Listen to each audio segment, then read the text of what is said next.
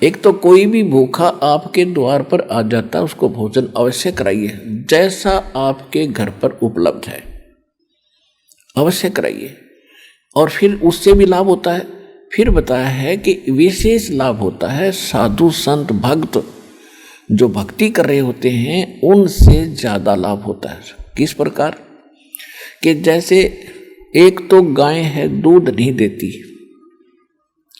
और एक गाय दूध वाली है, तो दूध वाली को यदि हम वो बिनौले डालेंगे, दाना डालेंगे, यानी अलग से खुराक होती है, आहार होता है दूध वाली भैंस और गाय का, और एक बगैर दूध वाली होती है, तो उसको वो आहार नहीं दिया जाता जो दूध वाली को दिया जाता है। ये आप समझते हो अच्छी तरह।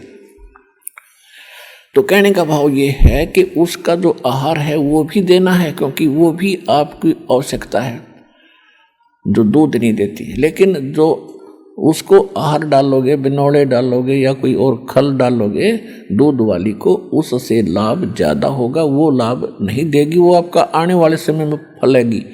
तो इस प्रकार एक आम जनसाधारण को भोजन कराने का, जैसे पहले क्या करते थे कि भी किसी का लड़का हो गया, लड़का उनकी खुशी मनाई, 10 गाँव को इकट्ठा कर लिया, एक एक घर से एक एक व्यक्ति बुलाया करते थे।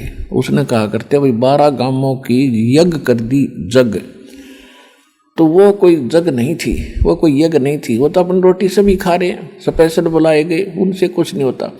तो साधु संत भगत को आहार कराया जाता है, वो कई गुना फलता है। अब जैसे आप यहाँ दान करते हो, यहाँ टोटली भक्त आते हैं, चाहे किसी ने नाम नहीं लिया, वो भी परमात्मा की प्यारी आत्मा है, तभी तो इस दरबार में आया। नहीं तो आगे सामने गजा है, कार में बैठ कर खे देशी की जई कर करने को क्यों बन गया, क्या है रही हो क्या है, फिर पता चलेगा जब तेरी ब्रह्म माटी होगी क्या है यो यहाँ पर। तो अब यहाँ जो आते हैं वो अच्छी आत्माएं आती हैं। इनको जो आपका जो दान आता है, ये तो आपके खुली किताब है यहाँ तो सारी, जो भी दान आप करते हो सारा परमात्मा के भंडारे में, यहाँ की व्यवस्था में, यहाँ यज्ञ हवन में, यानी सब प्रकार का यहाँ लगाया जाता है। तो ये भक्तों को खिलाया हुआ, भक्तों को दी हुई सुविधा ये कई गुना फलती है। तो कई भक्त पहले के भ्रमित होते हैं कि जी मैं तो घर में पाठ कराऊंगा, क्योंकि उनको वह परंपरा का पता है, घर में पाठ कराने से वो न सोचा घना लाभ होगा। नहीं, घना लाभ तो यहाँ होगा, वहाँ तो 4 आदमी खाएंगे, 10-20 हरियाँ देख कितने पुण्यात्मा। और फिर पाप आप कहीं कर दियो, चाहे जंगल में छुप के कराइयो, पाप आपके मस्तक में लिखा जाएगा, और धर्म ने कितना कर लो आपके मस्तिष्क में लिखा जाएगा, उसका फल मिलेगा। तो यहाँ किया हुआ फल यूँ ज़्यादा लाभदायक है, इसलिए आप फल रहे हो फटाफट। और एक शास्त्र अनुकूल साधना है, परमात्मा ने फार्मूले बता रखे हैं, इन फार्मूलों को अपना कर आप चलियो, देखना कैसे लाभ ना हो। और फिर जैसे आप शुरू में आते हो, आपके पास कोई पुण्य नहीं है, पुण्य खत्म हुए तभी तो आप दुखी हुए। तो पहले परमात्मा की शक्ति सतलोक से आती है, दास के चलता फिरता एक पावर हाउस है भगवान का, और वो फिर आपको आशीर्वाद से चार्ज किया जाता है। फिर आपको विधि बताई जाती है कि अब आप स्वयं अपने पैरों पर खड़े हो, ये साधना करो, कमाई करो, ये तुम्हारा संग्रहित होगा। और जो हम आशीर्वाद देते हैं वो तो आपके कष्ट को हल्का कर देता है और आपको विश्वास बनता है कि हाँ भगवान है। तो फिर ये क्रिया बताई जाती है कि अब डट कर भक्ति है। कबीर साहब ने फार्मूला बताया है कि जिन हर जैसा सुमरिया ताको तैसा लाभ, ओसा प्यास न भाग ही जब लग धसे न आब।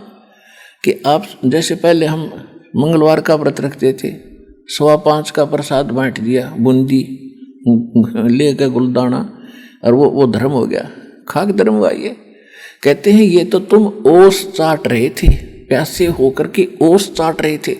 ओस चाटने से प्यास नहीं बुझेगी, प्यास बुझेगी गट गट गिलास पीवे 2-3, जब पेट भरे तो यहाँ वो गिलास पे आए जाते हैं आपको गट्टा गटे, और पहले आप ओस चाट्या करते थे।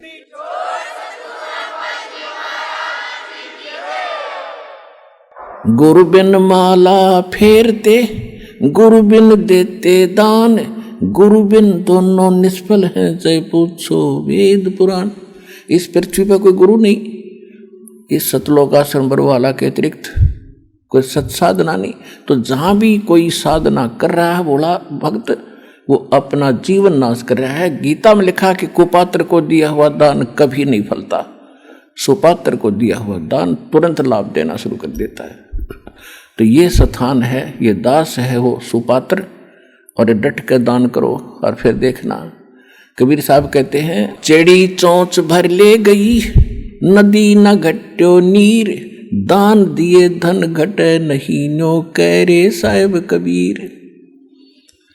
कि दान देने तो धन नहीं घटेगा।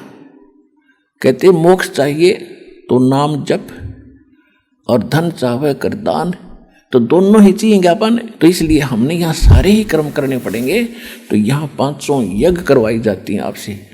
एक यज्ञ है धर्म की, दूसरी यज्ञ है ध्यान, और तीसरी यज्ञ हवन की, चौथी यज्ञ प्रणाम, और पांचवी ये तत्व ज्ञान रूपी यज्ञ है। तो ये 500 यज्ञ सतलोक आश्रम बरवाला, जिला हिसार हरियाणा के अतिरिक्त इस पृथ्वी पर नहीं है, 21 ब्रह्मांड में नहीं है। आज मान लियो, चाहे 10 साल पाछे मान लियो, या माननी पड़ेगी आप। और जितना जल्दी मानोगे उतनी आपकी किस्मत जल्दी खुल जाएगी।